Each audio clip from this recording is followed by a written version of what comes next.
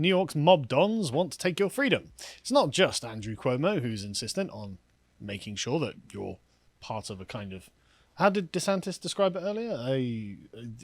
Some sort of biomedical tyranny or something like that. Biomedical state. That was it, yeah. Bill de Blasio, the mayor of New York City, also wants to do that as well.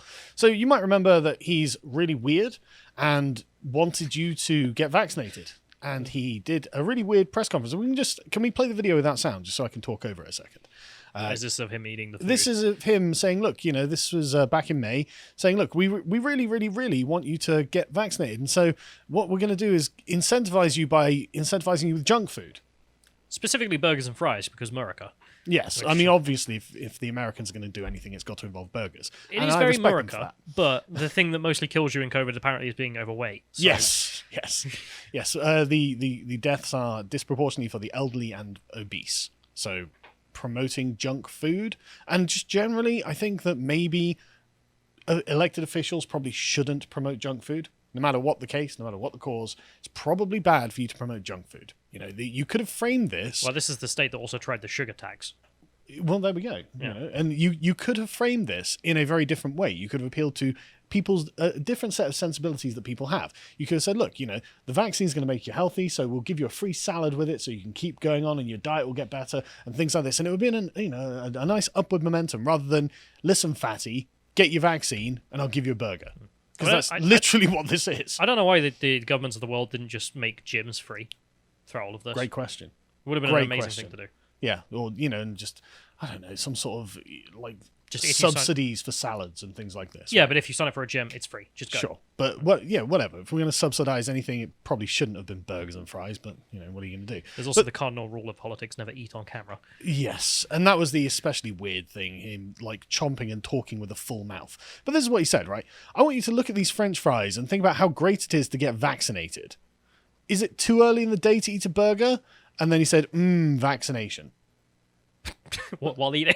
I mean, if there's if you need evidence that the people who are running democratic areas literally view the people that they rule over as their inferior serfs and are morons who are addicted to their own impulses, this is it. I want you, and I mean, literally just says it, I want you to associate French fries with vaccinations. Okay, normally you don't just say it out loud. Normally, if you've got this elaborate plan, you just do it subtly. So it's, you didn't hear it, but your brain heard it, sort of, style. But instead, he just comes out and says it. And obviously, that didn't work, apparently. Apparently, not enough people were addicted to burgers and French fries, as de Blasio thought. And so he came out and just said this. Play the clip. In a second. Vaccination drive for kids 12 years old and up. And look, I'm a parent. My kids went to New York City public schools. If my kids were going to school in September, I would be running to get them vaccinated right now. And like was said a moment ago, we used to do this as parents all the time for a variety of vaccinations. We've got to shake people at this point and say, come on now. We tried voluntary. We could not have been more kind and compassionate as a country. Free testing everywhere you turn, incentives, friendly, warm embrace. The voluntary phase is over. We can keep doing those things. I'm not saying shut it down. I'm saying voluntary alone doesn't work. It's time for mandates because it's the only way to protect our people. I mean, that's a terrifying statement, obviously. We're literally, we've tried being, the voluntary way. That didn't work. So now it's the involuntary way. Again, the sort of thing a rapist might say. But also, we're going to do it to your kids. You must get your kids vaccinated. Yeah, but I mean, science says no. I find it really interesting that when he's saying that, he can't stop himself from laughing. He's literally grinning and laughing, ha ha ha ha, as if he's enjoying saying that you're going to be involuntarily vaccinated. Because I mean, this is why DeSantis is not doing young people. He didn't even do himself when it started out. I don't know where he is in the queue now. Because it's just the risk is really low. Yeah. For kids, it's virtually non-existent. It's tiny. Yeah. And so, yeah, I mean, it's not like he was alone in this. The good governor of New York State, Andrew Cuomo, came out and gave what was definitely not a veiled threat to businesses in New York. If we can play the next clip, please. Private businesses, I am asking them and suggesting to them go to vaccine-only admission. I believe it's in your best business interest. It's in your best interest. I'm asking you. I'm asking you. Yeah. But you may well be. I'm a politician. I'm just asking. You may well be sleeping with the fishes. I'm just the governor of New York State. I'm just a nobody. I'm suggesting that it's in your best interest to do it. Not terrifying at all, and especially after we learned that everyone was intimidated in his office and things like this. Nothing concerning. Well, also just like you're going to stop selling those cigarettes in my turf. It's in your best business interest. Exactly. I mean, and let's just analyze the logic of that for a moment. You have a customer pool of X, and that 100% is your customer pool. And now Andrew Cuomo is saying, right, well, we want you to get rid of a certain percentage of that customer pool. I think it's about 50 for the US. Whatever it is, and that's in your best business interest. It's like, it's obviously not. I mean, there's no way that you could believe that. Unless there's a threat. Unless you're going to end up sleeping with the fishes or something, yeah. So anyway, de Blasio has decided, you know what, screw it. The voluntary phase is over, Callum. You got to understand. This is the economy will sleep with the fishes. The economy. We'll get to that, in fact, because there are demonstrable effects from this. So anyway, yeah, de Blasio has begun mandating vaccine passports. So as a CNBC report, New York City also on July 30th started. Oh, just before we get to the mandate, actually, they give us some information. So on July 30th, they started just offering $100 for anyone who received vaccinations on a vaccine site. So if you got your vaccine, that was silly. You should have waited them out. Like you were like, oh, I was holding out for burgers, but I don't know. I think we can do better. $100. I don't know. I think I'm going to get a free car at some point. Should wait for the stocks to go up some more. Exactly. Just wait for them to get more desperate and offer you more stuff. And don't wait too long before the stormtroopers come around, though. Make sure you've got to. It's any stocks. You've got to watch the market, right? You've got to get the right time for your vaccine stocks. Yeah, exactly. Actually, how my Pfizer doing? I didn't end up buying Pfizer. Actually. 11,000 people got the $100. So that's costing quite a lot of money. De Blasio had also mandated vaccinations for all of the city's new hires. So if you're going to work for the city, you had to provide proof of vaccination on your first day of work without the option for getting regularly tested instead. He also issued similar mandates for city employees and healthcare workers in July, asking them to verify their immunization status by August 2nd or submit weekly negative tests. So anyway, yeah, so he's moved on to just being like, you know what, screw it. Mandated inoculations for a range of indoor venues, such as restaurants, gyms, and entertainment centers. The places people go when they want to socialize. Gyms. That require people to actually voluntarily go. I mean, if it was like, it's underground, the subway or something. Okay, fair enough. People have got to go on that. So, at least, but these other places, they don't have to go there. And so if they don't want to, they won't. Or if they're not allowed. Yeah, they won't. Also gyms. What is it with the attack on gyms from every government around the world? Every time they're trying to shut them down. That's the one thing that could save lives. They're probably looking at it and thinking, well, people either choose gyms or burgers. And so we've got to attack one of them. And we've got the big burger lobby is behind us. So, what are we going to do? But anyway, this order goes into effect on August 16th, and with full enforcement being in September 13th. And this is going to be called the Key to New York City Pass, which would encourage increased immunizations to combat the spread of the Delta coronavirus variant, the least deadly variant so far, incidentally. Anyway, he says, when you hear these words, and I love the way he frames this, it's so weird that he thinks he's talking to robots or something.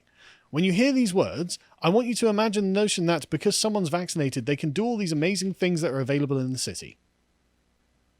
Again, you can't tell me what to imagine, Bill. Like, that's not how imagining things works.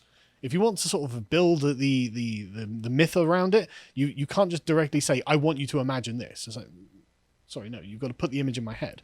But anyway, he added that the city would be inspecting businesses for compliance in mid-September.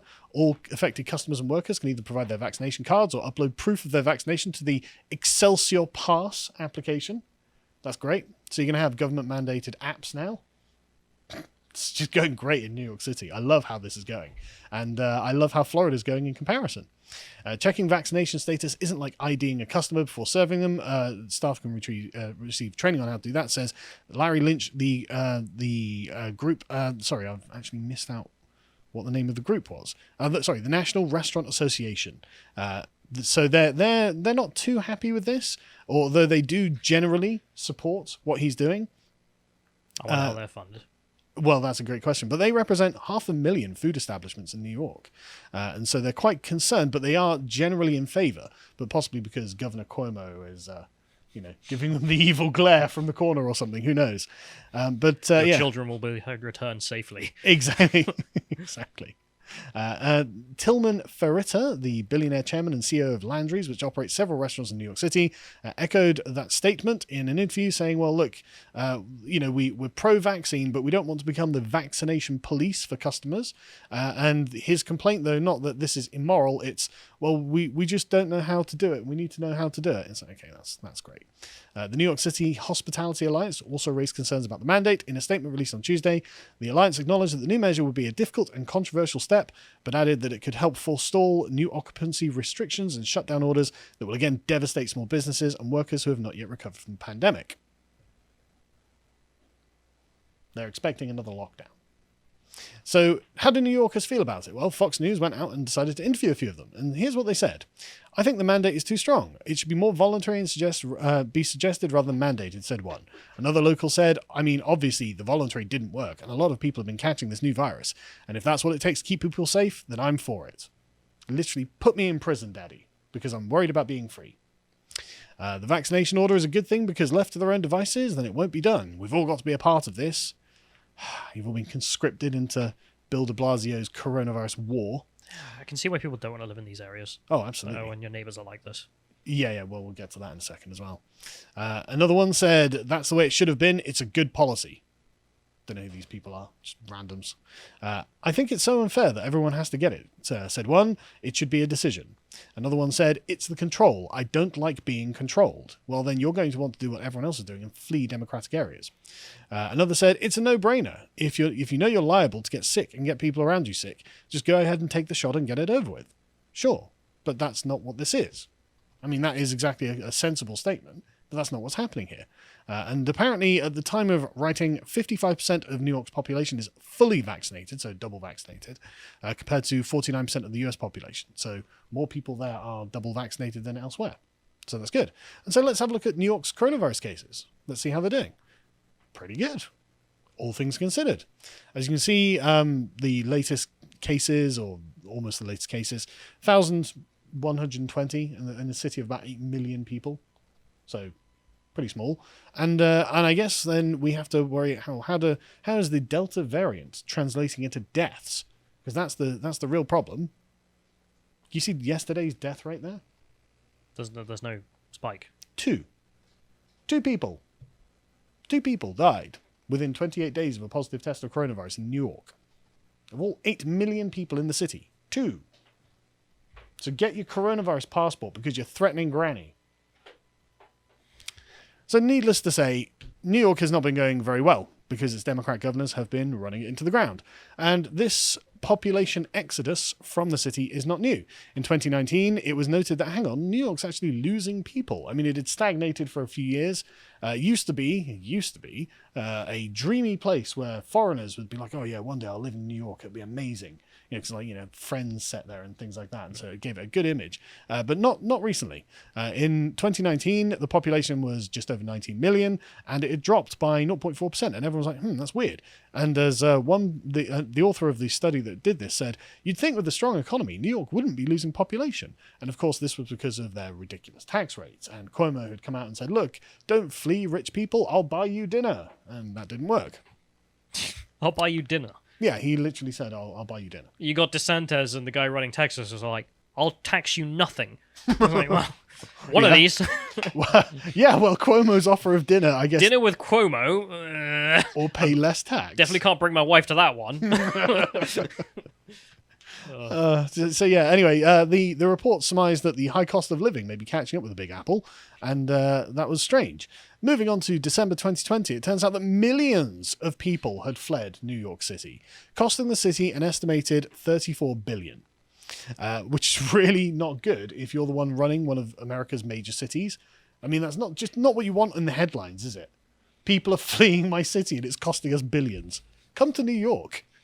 You need a vaccine passport. So don't bring your wife. yeah. Also, the governor might molest you. I love the idea that literally his offer for why should we stay in New York? Well, I'll buy you dinner and grope your wife. And I was like, I'm not sure I want that. I'm going to Texas, mate. See you later. I've always been handsy, though. That's what he... It's fine. It's an Italian thing. You've got to understand. Idea. But yeah, but what's interesting is it's 70,000 people left the area, which is 34 billion in lost income. And... and then the people who have moved in have been on lower incomes. So it's the general lowering of the quality and wealth of New York City that we're watching happening under the Democrats, where the people who can leave are leaving. And so when they're like, you can get the coronavirus passport and visit all the wonderful things that are in New York City. Well, they aren't going to be there for much longer. They're going to leave with the business owners who are moving out. Where are they going? Can you imagine where they're going, Callum? Can you imagine? Do you think they're moving to California? I'm going to sing Lone Star, Texas. San Francisco, perhaps? There we go. Yeah. Yes, of course. Of course they're moving to Florida and Texas. Specifically from New York. I wonder why. So, as the Daily Wire reports, among states experiencing a large exodus of residents, New York, and in particular New York City, saw the most people leave. The next cities people are leaving are Anaheim, San Diego, and Riverside, as well as Chicago. Guess what party runs them? Just take a wild guess. Stab in the dark. Throw a dart. Just Red. Yeah. No, obviously Democrats. And so, meanwhile... Where was it that Ben Shapiro moved to? Was it Tennessee? I think it was Tennessee, yeah. Because I'm wondering, they're going to move there, they're all going to vote blue, and then Texas will turn blue, Florida will turn blue, and then they'll turn into shitholes within, 20, 30 years. And then Tennessee will be the place to go, and... there we go. The cycle continues. Yeah, the cycle continues with people fleeing Democrat governance. The Tyranids move on to the next... Yeah, and there's literally just the people fleeing around the country, and eventually the Republicans will end up retaking New York, rebuilding it, and then the Democrats will return.